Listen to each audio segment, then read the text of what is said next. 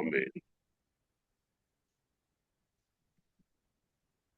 இந்த காலை வேளையிலும் நம்முடைய தியானத்திற்கு ஆண்டவர் கொடுக்கிற வார்த்தை அப்போஸ்தலர் நடபடிகளின் புஸ்தகம் 19வது அதிகாரம் முதல் 2 வசனங்களை வாசிக்கிறேன். அப்போஸ்தலர் நடபடிகளின் புஸ்தகம் 19வது அதிகாரம் முதல் 2 வசனங்கள். அப்போலோ என்பவன் கொரிந்தி பட்டணத்திலே இருக்கையில் பவுல் மேடான தேசங்கள் வழியாய் போய் எபேசுவுக்கு வந்தான். அங்கே சில சீஷரை கண்டு, நீங்கள் விசுவாசிகளான பொழுது பரிசுத்த ஆவியை பெற்றீர்களா என்று கேட்டான். அதற்கு அவர்கள், பரிசுத்த ஆவி உண்டென்பதை நாங்கள் கேள்விப்படவே இல்லை என்றார்கள். இங்கே பார்க்கும் பொழுது அப்போலோ என்பவன் கொரிந்து பட்டணத்திலே இருக்கையில் பவுல் மேடான தேசங்கள் வழியாய் போய் எபேசுவுக்கு வந்தான். அங்கே சில சீஷரை கண்டு. அப்போ இந்த இடத்துல கொரிந்தி சபையில் பார்த்தீங்கன்னா பவுல் மூலமாய் ரட்சிக்கப்பட்டவர்கள் ஒரு கூட்டம் இருந்தது. அப்போலோ மூலமாக ரட்சிக்கப்பட்டவர்கள் ஒரு கூட்டம் இருந்தது. பேதுருவின் மூலமா ஊழியத்திலும் கூட ஆசீர்வதிக்கப்பட்டவர்கள் அங்க இருந்தாங்க. இவங்க எல்லாம் இப்படி அவ்வளவு ஆத்துமாக்கள் அங்க இருந்தாங்க. அதிலே இங்கே அப்போலோ மூலமாய் ரட்சிக்கப்பட்டு இருக்கிற ஒரு கூட்ட ஜனங்களை இப்ப பவுல் வந்து சந்திக்கிறார். ரட்சிக்கப்பட்ட அந்த கொரிந்து சபையில் இருக்கிறாங்க, அவங்கள பவுல் சந்திக்கிறார். சந்தித்து அவங்கள பார்த்து ஒரு கேள்வி கேட்கிறார். நான் நினைக்கிற ஒரு ஆராதனை நடத்தி இருப்பாரோ இருக்குமோ தெரியல, பார்த்திருக்கிறார். பார்த்தா அந்த ஜனங்களுக்குள் ஆவி நிறைவு இல்லாமல் இருக்கிறதை பவுலால் பார்க்க முடிகிறது. அவங்க அபிஷேகம் பெறாமல் ரட்சிப்பின் அனுபவத்துல மட்டும் இருக்கிறதை பார்க்க முடியுது. உடனே அவங்க கிட்ட ஒரு கேள்வி ஒன்றை எழுப்புகிறார். நீங்கள் விசுவாசிகளான பொழுது பரிசுத்த ஆவியை பெற்றீர்களா என்று கேட்டான். அதற்கு அவர்கள், பரிசுத்த ஆவி உண்டென்பதை நாங்கள் கேள்விப்படவே இல்லை என்றார்கள். அந்த விசுவாசிகள் அதற்கு அபிஷேகம் என்னன்னு தெரியாம இருந்தாங்க. ஆனால் அவங்க ரட்சிக்கப்பட்டிருக்கிறாங்க, சபையில் இருக்கிறாங்க. இன்னைக்கும் பாத்தீங்கன்னா இது போல ஒரு கூட்ட ஜனங்கள் இருக்கதான் செய்யறாங்க. அபிஷேகத்தை விசுவாசிக்காத சபைகளிலே ஒரு கூட்ட ஜனங்கள் அபிஷேகம் என்னன்னு தெரியாமல் இருக்கிறவர்கள் இருக்கிறார்கள். ஆவியானவருடைய மேன்மைகளை அறியாத போதர்கள் நடத்துகிற சபைகளில் இருக்கிற ஜனங்களுக்கு பாத்தீங்கன்னா இந்த அபிஷேகம் என்றால் என்னன்னே தெரியாத நிலைமையிலே ஒரு கூட்ட ஜனங்கள் இருக்கத்தான் செய்கிறார்கள். அப்படி பார்க்கும் பொழுது இந்த ஜனங்களுக்கு ரட்சிப்பு இருக்கிறது, ஆனால் அபிஷேகம் என்னன்னே தெரியல. இன்றைக்கும் சில பெரிய சபைகள் இருக்கிறது, பரிசுத்த ஆவியானவரையும் அந்நிய பாஷைகளையும் விசுவாசிக்காதவர்கள், ஏற்றுக்கொள்ளாதவர்கள். பாத்தீங்கன்னா லேமன்ஸ் எவாஞ்சலிக்கல் சர்ச் இது போல சர்ச்சஸ் எல்லாம் பாத்தீங்கன்னா ரட்சிப்பு நல்லா சொல்லப்பட்டு இருக்கும். இந்த ஜெகவா ஷம்மா போன்ற சபைகள் பார்த்தீங்கன்னா ரட்சிப்பு நல்லா சொல்லப்பட்டு இருக்கும். ஆனால் அபிஷேகம் என்றால் என்னதென்று தெரியாத நிலைமையில இருப்பாங்க, நிறைய பேர் இருப்பாங்க. அது அந்த சபையில் இருக்கிற ஜனங்களுக்கு அது அறிவிக்கப்படவில்லை, அறியாமல் இருக்கிறார்கள். சரி, இன்னைக்கு நமக்கு விஷயம் கிடையாது. இன்றைக்கு நம்முடைய வாழ்க்கையிலே சில விஷயங்களை நாம் அறியாமல் இருக்கிறோம், ரட்சிக்கப்படுகிறோம், ஆனால் இன்னும் அறியாமல் இருக்கிறோம். அப்படி அறியாமல் இருக்கும் பொழுது நம்முடைய வாழ்க்கையிலே நமக்கு என்ன தெரிகிறதோ அந்த அனுபவத்தில் இருக்கிறோம். இப்ப நானும் ரட்சிக்கப்பட்ட பொழுதுல பாத்தீங்கன்னா, ரட்சிக்கப்பட்ட பொழுது எனக்கு சபையின என்னன்னு தெரியாது, பரிசுத்த ஆவியானவரை என்னன்னு தெரியாது, எதுவுமே தெரியாது. கர்த்தர் ரட்சித்தார், வாழ்க்கை மாறிச்சு. கர்த்தர் என் இருதயத்துல வந்தது உணர முடிந்தது. அந்த ரட்சிப்பின் சந்தோஷம் இருந்துச்சு, ஜெபிக்கிற வாஞ்சை வந்துச்சு, ஜெபிக்க ஆரம்பிச்சிட்டேன். முதல் நாள் தொடங்கி ஜெபிக்க ஆரம்பிச்சிட்டேன். ஆனால் அதை தொடர்ந்து ரட்சிக்கப்பட்டு ஒரு 5 நாட்கள் இருக்கும். 5 ஆமா சரியா 5 இல்ல ஒரு 7 நாள், ஒரு 6 நாள் இருக்கும், 5, 6 நாள் இருக்கும். அப்பொழுது ஒரு வாலிபர்கள் ஜெபிக்கிற ஜெபக்குழுவிலே கர்த்தர் என்னை கொண்டு போய் விட்டார். அங்கே அவர்களுக்கு முதல் ஐக்கியம் எனக்கு அதுதான். சில வாலிபர்கள் ஜெபிக்கிறதான ஒரு குழுவிலே கர்த்தர் என்னை கொண்டு போய் விட்டார். அந்த குழுவிலே போகும் பொழுது அங்க இருந்தவங்க எல்லாருமே அந்நிய பாஷைகளை பேசுகிறதை முதலாக நான் பார்க்கிறேன். எனக்கு அது என்னன்னே புரியல. என்ன பேசுறாங்க, என்ன ஏதோ வித்தியாசமா பேசுறாங்கன்னு ஒண்ணுமே புரியலையே என்ற ஒரு எண்ணம் தான் இருந்துச்சு. ஆனால் அது ஒரு இயற்கைக்கு அப்பாற்பட்ட ஒரு அனுபவம் என்பது மட்டும் நான் உணர முடிந்தது. ஆனால் எனக்கு அது என்னன்னே தெரியல. அதை குறித்து அங்கிருந்த அந்த ஜெபம் முடிஞ்ச பிறகு ஒரு வாலிபர் ஒரு பிரதர்கிட்ட கேட்டேன். என்னமோ நீங்க பேசுறீங்களே, இது என்னதுன்னு கேட்டேன். ஆனால் அவர் எனக்கு சரியான விளக்கம் கொடுக்கவே இல்லை. இது டங்ஸ் பிரதர் அப்படின்ட்டு போயிட்டார். எனக்கு அது ஒண்ணுமே புரியல. ஆனால் அது என்னமோ இயற்கைக்கு அப்பாற்பட்ட ஒரு அனுபவம் மட்டும் தெரிஞ்சதே தவிர எனக்கு யாரும் சொல்லி கொடுக்கல. ஆனால் அது ஒரு அனுபவம், மேலான அனுபவம்னு தெரிஞ்சது. அதன் பிறகு கர்த்தர் ஒரு 3 மாதம் அந்த ஜெப ஐக்கியத்துல தான் இருந்தேன். எனக்கு அதை குறித்து எனக்கு யாரும் சொல்லிக் கொடுக்கவே இல்ல. ஆனால் ஜெபிக்கிறதுக்கு கர்த்தர் கிருபை கொடுத்துட்டே இருந்தாரு. அதை யாரும் சொல்லிக் கொடுக்கல. ஆனால் நான் எனக்கு தெரிந்த விதத்துல ஜெபிக்கிறேன். அதன் பிறகு 3 மாதம் கழித்த பிறகுதான் 3 இல்ல ஒரு 2 1/2 மாதம் 2, 2 1/2 மாதம் கழித்த பிறகுதான் எனக்கு கர்த்தர் சபைங்கிற ஒன்னை காமிச்சு கொடுத்தாரு. நான் அறிய முடிந்தது. ஒரு சபைக்குள் கர்த்தர் போறேன். அங்கே போய் பார்க்கும்போது அங்க இருக்கிற ஜனங்கள் எல்லாரும் அந்நிய பாஷை பேசுறாங்க. எல்லாரும் அபிஷேகம் பெற்றிருக்கிறாங்க. அந்நிய பாஷை பேசுறாங்க. அத பார்க்கும்போது எனக்கு இன்னும் ஒரு தூண்டுதல் வந்துச்சு. ஐயோ! இங்க இவ்வளவு பேர் அந்நிய பாஷை பேசிட்டு இருக்கிறாங்களே!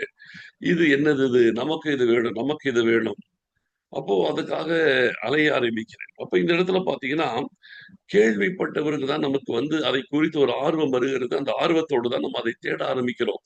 இந்த ஜனங்களுக்கு பார்க்கும் பொழுது அப்போலோ ரட்சிப்பை நல்லா சொல்லியிருக்கிறார். அப்போலோவுக்கு அபிஷேகம் என்கிற காரியத்தை குறித்து ஒரு தெளிவு இல்லை. அதுக்கு பிறகுதான் அவரு ஆக்கில்லா, பிரிஸ்கில்லா மூலமாக இன்னும் பல உபதேசங்களை கற்றுக்கொண்டதாக வேதம் சொல்லுகிறது. அப்ப இதுல பார்க்கும்போது அப்போலோ மூலமாய் ரட்சிக்கப்பட்டு வந்திருக்கிற அவர்களுக்கு ரட்சிப்பு தெரியுது. ஆனால் அதே நேரத்தில் அபிஷேகம் என்னன்னு தெரியாத நிலைமையில் இருக்கிறார்கள். இதை பவுல் கண்டுபிடிச்சிட்டார். இந்த ஜனங்களுக்குள் அபிஷேகம் என்னன்னு தெரியாமலே சபைக்குள்ள உட்கார்ந்துட்டு இருக்கிறாங்க. இவங்களுக்கு இது இன்னும் போதிக்கப்படாமல் இருக்கிறார்கள் என்பதை தெரிந்தவுடனே முதல்ல கேள்வி கேட்டுட்டாரு. நீங்கள் விசுவாசிகளான பொழுது பரிசுத்த ஆவி பெற்றீர்களா? அப்ப அந்த ஜனங்கள் அதை கேள்விப்படவே இல்லைன்ட்டாங்க. உள்ளதை உள்ளபடி சொல்லிட்டாங்க. நாங்க கேள்விப்படவே இல்லை. யாரும் எங்களுக்கு இந்த அபிஷேகத்தை குறித்து, அந்நிய பாஷை குறித்து, அபிஷேகத்தை குறித்து எங்களுக்கு யாரும் சொல்லிக் கொடுக்கவே இல்லை. எங்களுக்கு என்னன்னே தெரியாதுன்ட்டாங்க. அப்போ பவுல் கேட்கிறார், நீங்க எந்த ஞானஸ்தானம் பெற்றீர்கள்? யோவான் கொடுத்த ஞானஸ்தானம் பெற்றோம். சரி, யோவான் அதை குறித்து சொல்லி இருக்கிறாரே. யோவான் சொன்னாரு. ஞானஸ்தானம் கொடுத்த உடனே சொன்னாரு, நான் மனம் திரும்புதலுக்கு என்ன, நான் உங்களுக்கு ஜலத்தினால ஞானஸ்தானம் கொடுக்கிறேன். எனக்கு பின்னே ஒருவர் வருகிறார். அவர் என்னிலும் வல்லவரா இருக்கிறார். அவருடைய பாதரட்சைகளை சுமக்கிறதுக்கு நான் பாத்திரன் அல்ல. அவர் உங்களை பரிசுத்த ஆவியினாலும் அக்கினியினாலும் ஞானஸ்தானம் கொடுப்பான்னு சொன்னார் இல்லையா? யோவான் ஞானஸ்தானம் கொடுக்கும் பொழுது அபிஷேகத்தை கொடுத்து பேசி இருக்கிறார். ஆனால் இந்த ஜனங்கள் அதை என்ன செய்யல, அதை சரியா கவனிக்கல. அதை குறித்து புரியல. அப்படி விட்டுட்டாங்க. கவனிக்கலையோ புரியலையோ ஆக மொத்தத்துல அந்த லைனுக்கே வரல. ரட்சிப்பை மட்டும் பிடிச்சிட்டாங்க. ரட்சிக்கப்பட்டாங்க, பாவரிக்கப்பட்டாங்க, ரட்சிப்பு வந்தது. அந்த ரட்சிப்பின் சந்தோஷத்தோடு சபைக்குள்ள இருக்கிறாங்க. ஆனால் யோவான் சொன்னதும் அவங்களுக்கு புரிந்து கொள்ள முடியவில்லை. அதன் பிறகு அப்போலோ மூலமாய் நடத்தப்பட்டதும் மற்ற காரியங்கள் மூலமாய் வந்தது கூட இவர்களுக்கு அந்த அபிஷேகம்னா என்ன, இப்படி ஒரு அனுபவம் இருக்கிறது என்பதை தெரியவே இல்லை. இப்ப பவுல் தான் முதலாக இந்த காரியத்தை இவங்களுக்கு தெளிவுபடுத்தினார். இப்படி ஒரு அனுபவம் இருக்குது. இது ஆவியானவரை பெற்று நீ இந்த அனுபவத்துக்குள்ள நீ வரணும். இதுதான் ஆவிக்குரிய வாழ்க்கை. இப்படி வந்தாதான் நீ தொடர்ந்து கர்த்தருக்குள் நிலைச்சிருக்க முடியும். இதுதான் தேவ பலத்தின் ரகசியம். இப்படி பலவிதமான காரியங்களை பவுல் அங்க சொல்லி கொடுத்திருப்பார். நிறைய விஷயம் சொல்லியிருப்பாரு. நமக்கு ஷார்ட்டா தான் இருக்குது. அப்ப அதன் பிறகு அங்கே இந்த இடத்துல பாத்தீங்கன்னா ஒரு 12 பேர் இருந்திருக்கிறாங்க. இங்க பைபிள் பாத்தீங்கன்னா 7வது வசனத்துல பாத்தீங்கன்னா அந்த மனுஷர் எல்லாரும் ஏறக்குறைய 12 பேரா இருந்தார்கள் போட்டிருக்காங்க. அந்த இடத்துல 12 பேர் இருந்திருக்கிறாங்க. இப்போ பவுல் பார்க்கிறாரு, சரி அப்படியானால் நீங்கள் எந்த ஞானஸ்தானம் பெற்றீர்கள் பார்க்கும்போது யோவான் கொடுத்தது பெற்றுட்டாங்க. 4வது வசனத்திலே அப்பொழுது பவுல் யோவான் தனக்கு மேல் வருகிறவராகி கிறிஸ்து இயேசுவை விசுவாசிக்க வேண்டும் என்றும் ஜனங்களுக்கு சொல்லி மனதிடுவதற்கேற்ற ஞானஸ்தானத்தை கொடுத்தாரேன்னு சொல்றாரு. அப்போ அவர்கள் இயேசுவின் நாமத்தினாலே திருப்பி என்ன செய்யறாங்க, மீண்டும் ஞானஸ்தானம் பெறுகிறார்கள். அல்லாமலும் பவுல் அவர்கள் மேல் கைகளை வைத்த பொழுது பரிசுத்த ஆவி அவர்கள் மேல் வந்தார். பவுல் ஜெபிச்சு அவங்களை கையை வைக்கிறாரு. அவங்க எல்லாரும் பரிசுத்த ஆவியினால் நிரப்பப்படுகிறார்கள். பரிசுத்த ஆவியானவர் அவர்கள் மேல் வந்தார். அப்பொழுது அவர்கள் அந்நிய பாஷைகளை பேசி தீர்க்க தரிசனம் சொன்னார்கள். அந்த நேரத்தில் பவுல் அறிவிக்கிறார். அறிவித்த பிறகு அவங்களுக்கு ஜெபிக்கிறார்.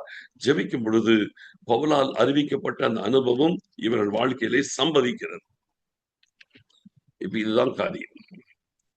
அறியாமையில் இருக்கும் பொழுது அவர்களுக்கு அது அனுபவமாகவில்லை.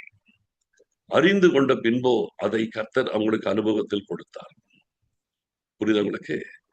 அறிந்து கொண்ட பின்போ கர்த்தர் அவர்களுக்கு அதை அனுபவத்திலே கொடுக்கிறார். நம்முடைய வாழ்க்கையிலே நிறைய காரியங்களை அறியாமலே இருக்கிறோம். அறியாமல் இருக்கிறதை குறித்து நிறைய விசுவாசிகள், தெய்வ பிள்ளைகள் கவலைப்படாமல் இருக்கிறாங்க. நான் சொல்றேன், இந்த வார்த்தைகளை கேட்டுக் கொண்டிருக்கிற உங்களுக்கு நான் ஒண்ணு சொல்றேன். நீங்கள் பல விஷயங்களை ஆவிக்குரிய வாழ்க்கை என்பது ஒரு சமுத்திரம். சமுத்திரம்னு கூட சொல்லலாம். அதெல்லாம் தாண்டினது. இதற்கு எல்லை என்பதே கிடையாது. சமுத்திரத்துக்கு கூட எல்லை இருக்கிறது. இதுக்கு எல்லையே கிடையாது. ஆவிக்குரிய உலகத்திற்கு, ஆவிக்குரிய வாழ்க்கைக்கு எல்லை என்பதே கிடையாது. அப்போ அந்த எல்லையில்லாத இந்த ஆவிக்குரிய வாழ்க்கையிலே ஏதோ நம்ம ஒரு டிராப் நம்ம தெரிஞ்சு வச்சுட்டு இருக்கிறோம். ஒரு சொட்டு தெரிஞ்சு வச்சுட்டு அதுல நம்ம சந்தோஷமா இருக்கிறோம். ஓ, நமக்கு கிடைச்சிருச்சு, அபிஷேகம் கிடைச்சிருச்சு. ஆனால் நம்ம அறிந்து கொண்டது ரொம்ப ரொம்ப ரொம்ப குறை. நாம் அறிய வேண்டிய காரியம் ஏராளம் இருக்கிறது. அப்போ நம்ம வாழ்க்கையிலே தெரிந்து கொள்ள வேண்டியது நிறைய இருக்குது. அப்போ நமக்கு தெரிந்து கொள்ள வேண்டியது நிறைய இருக்கிறது என்பதை முதலாவது நம்ம உணரணும். நான் அறிந்து கொண்டது கொஞ்சம், இதிலே திருப்தி ஆயிடக்கூடாது. நான் அறியாத விஷயம் நிறைய இருக்குது. அந்த அறியாத விஷயத்தை நான் அறிந்து கொள்வதற்கு நான் ஆவல் உள்ளவனாய் மாறணும். புரியுதுங்களா? அறியாத காரியத்தை அறிந்து கொள்வதற்கு நமக்கு ஆவல் வரணும். அந்த வாஞ்சை, அந்த ஆவல் நம்முடைய வாழ்க்கையிலே வரும் பொழுது ஆண்டவர் அதை நமக்கு அறிய பண்ணுவார். ஆண்டவர் அதை நமக்கு அறிய பண்ணும் பொழுது அதன் பிறகு ஆண்டவர் அதை அனுபவமாக்குவார். இன்னைக்கு நம்ம அறிந்து கொள்வதற்கே ஆவல் இல்லாமல் இருந்தால் அதை அனுபவத்தில் பெறுவது ரொம்ப கஷ்டம். ஆனால் அறிந்து கொள்வதற்கு ஆவல் இருந்தால் அனுபவமாகிறது ரொம்ப சுலபம். இன்னைக்கு நம்ம ஆவிக்குரிய காரியத்தில் நிறைய காரியத்தை அறிந்து கொள்ள ஆவல் உள்ளவர்களா இருக்கு. பைபிள்ல இருக்கிற காரியங்கள், வேதத்தை வாசித்தாதானே நிறைய புரியும். வேதத்தை வாசித்தாதானே நிறைய காரியத்தை அறிந்து கொள்ள முடியும். ஆண்டவரோடு நெருங்கி வரும்போது தான் நிறைய காரியத்தை அறிந்து கொள்ள முடியும் இல்லையா? அறிந்து கொள்ளணும். நல்ல ஆவிக்குரிய புத்தகங்கள், நல்ல ஆவிக்குரிய மனிதர்கள் பேசுகிற செய்திகள் அல்லது நல்ல காரியங்கள், சரியான காரியத்தை அறிந்து கொள்ளணும். அறிந்து கொண்டது வேத வசனத்தோடு ஒப்பிட்டு பார்த்து அந்த அனுபவங்கள் நமக்கு எப்படி இருக்கிறது என்பதை வசனத்தின் அடிப்படையில் தெளிவுபடுத்தி கொண்டால் நீங்கள் அறிகிற அந்த காரியம் உங்கள் அனுபவமாக மாறும். ஆண்டவர் என்னைக்குமே ஒரு காரியத்தை அறிவிக்கிறார் என்றால் அதை அனுபவத்தில் கொடுக்கவும் கர்த்தர் ஆவல் உள்ளவராக இருக்கிறார். சரிங்களா? ஆண்டவர் ஒரு காரியத்தை நமக்கு அறிய பண்ணுகிறார்னா அதை அனுபவத்தில் கொடுக்கவும் கர்த்தர் ஆவல் உள்ளவராக இருக்கிறார். அறியும் பொழுது அது வாஞ்சை இருந்தாதான் நம்ம அறிந்து கொள்ளுகிறோம். அந்த வாஞ்சையை தொடரும் பொழுது அந்த வாஞ்சை நமக்கு அந்த அறிந்து கொண்டதை அனுபவத்தில் பெற்றுக்கொள்ள நமக்கு உதவி செய்கிறது. அந்த வாஞ்சை இருக்கணும், தாக இருக்கணும். என்னமோ நம்ம இருக்கிற அனுபவத்துல கிடைச்ச ஒரு சொட்டு அனுபவத்தை வைத்துக் கொண்டு நம்ம திருப்தியாய் வாழ்க்கையை ஓட்டிடக்கூடாது. நிறைய அறியணும். அறியறத அனுபவத்துல பார்க்கணும். இந்த இடத்துல பாருங்க, இன்னைக்குதான் அறிஞ்சாங்க பரிசுத்த ஆவியானவர் இருக்கிறார் என்பதை இப்பதான் அறிஞ்சாங்க. ஞானஸ்நானம் எடுத்தாங்க. பவுல் அவங்க மேல கைகளை ஜெபித்து கைகளை வைக்கிறார். அவர்கள் அந்த காரியத்தை அனுபவத்தில் பெற்றார்கள். இன்னைக்கு அறிந்து கொள்வதற்கு ஆவல் உங்களுக்கு வேணும். அந்த ஆவல் உங்களுக்கு அனுபவத்தில் வர வேண்டும். அந்த வாஞ்சை உங்களுக்குள் வளர்த்துக் கொள்ளுங்கள். சும்மா ஏதோ ஒரு அனுபவத்துல இருந்துட்டு ஒரு பேசிக்கா கரையோரத்தில் உட்கார்ந்துட்டு எனக்கு எல்லாத்தையும் நான் தெரிஞ்சுட்டேன் அப்படின்னு நினைக்க கூடாது இல்லையா? அதனுடைய ஆழத்தை பார்க்கணும். அந்த வாஞ்சை இருக்கு. அந்த வாஞ்சை வந்தால் ஆண்டவர்களுக்கு அறிவிப்பார். நல்ல கவனிங்க, வாஞ்சை வந்தால் ஆண்டவர்களுக்கு அறிவிப்பார். ஆண்டவர் அறிவிக்கிறார் என்றால் ஆண்டவர் அதை அனுபவத்தில் கொடுப்பார். பேசிக் நமக்கு அந்த வாஞ்சை இருக்கணும். அந்த ஆவிக்குரிய வாஞ்சை இருக்கணும். ஆவிக்குரிய வாஞ்சை இருந்தால் ஆண்டவர் அப்படிப்பட்டவர்களுக்கு அதை அறிவிப்பார். காதுள்ளவன் கேட்க கடவர்கள் என்றார். சிலருக்கு கர்த்தர் ஓமைகளாய் பேசிவிட்டார். ஏன்? அவர்கள் கண்டும் காணாதவர்களும் கேட்டு உணராதவர்களுமாய் இருக்கிறபடியால் அவர்களுக்கு ஓமைகளாய் சொல்லப்படுகிறது. கர்த்தர் சொல்லிக் கொடுக்கிறது கிடையாது. ஆனால் ஆவிக்குரிய வாஞ்சை உள்ளவர்களுக்கு கர்த்தர் சொல்லிக் கொடுப்பார், அனுபவத்திலையும் கொடுப்பார். அதனால் இந்த நாட்களிலே வேதத்தின் ரகசியங்களை அறிந்து கொள்ள வேதத்தை நல்லா படிங்க. அதுல இருக்கிற அனுபவங்களை பாருங்க. அந்த அனுபவங்களை உங்களுக்கு சொந்தமாக்கிக் கொள்வதற்கு நீங்கள் விசுவாசி. கர்த்தர் உங்களுக்கு அதை அனுபவத்தில் கொடுப்பார். நம்ம வாழ்க்கை ஏதோ ஒரு நிலைமையில் இருக்கக்கூடாது. உங்களுக்கு ஒன்றை கர்த்தர் அறிவிக்கிறார் என்றால் அந்த அனுபவத்தில் கொடுப்பார். அதனால தைரியமாய் நீங்கள் கர்த்தரிடத்தில் நெருங்கி வரலாம். ஆண்டவர் நமக்கு இன்னும் மேலான காரியங்களை கற்றுக் கொடுக்க விரும்புகிறார். மேலான அனுபவங்களை கொடுக்க விரும்புகிறார். நீங்கள் வாஞ்சித்தால் அது உங்கள் வாழ்க்கையிலே வந்து சேரும். நீங்க வாஞ்சித்தீங்கன்னா அது கண்டிப்பா உங்களுக்கு நடக்கும். ஆவிக்குரிய வாஞ்சை உள்ளவர்களாய் இருங்கள். மேலானவைகளை தேடுங்கள். பூமியில் உள்ளவைகளை அல்ல, மேலானவைகளை தேடுங்கள். பூமியில் இருக்கிற சாதாரணது இல்ல, மேலானதை தேடுங்க.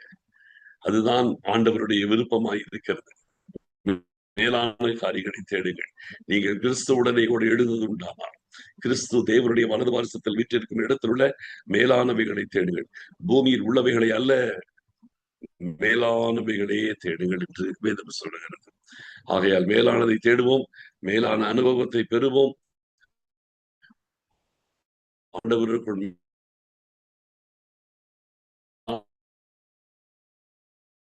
வாழ்க்கை வாழ்ந்து தேவராஜ்யத்தை கண்டவரே, நாங்கள் அறியாத காரியங்கள் அநேகம் உண்டப்பா. எங்களுக்கு பல காரியங்களை, வேதத்தில் இருக்கிற காரியங்களை, ஆவிக்குரிய அனுபவங்களை முதலாவது எங்களுக்கு அறிய பண்ணுங்க. அறிய பண்ணி அதை எங்களுக்கு அனுபவமாக்குங்க. அனுபவத்தோடு கூட இருந்து ஆண்டவரே, அநேகருக்கு நாங்கள் இதை கொண்டு செல்ல கர்த்தர் கிருபை செய்யுங்கப்பா. எங்களை தாழ்த்தி உடைய கரங்களில் ஒப்பு கொடுக்கிறோம். கர்த்தராகி ஆண்டவர் எங்களுக்கு இன்னும் நிறைய விஷயங்களை கற்றுக்கொண்டு எங்களை நடத்துவதற்காக சோத்திரம். தாழ்த்தி அர்ப்பணிக்கிறோம் ஆண்டவரே, உமக்கு சோத்திரம், சோத்திரம், சோத்திரம், சோத்திரம். துதி கன மகிமை யாவற்றையும் நாங்கள் உமக்கு செலுத்துகிறோம். இயேசு கிறிஸ்துவின் மூலம் ஜெபிக்கிறோம் நல்ல பிதாவே, ஆமென். என் ஆத்துமாவே கர்த்தரை சோதரி, என் முழு உள்ளமே அவருடைய பரிசுத்த நாமத்தை சோதரி. என் ஆத்துமாவே கர்த்தரை சோதரி, அவர் செய்த சகல உபகாரங்களை மறவாதே. ஆமென்.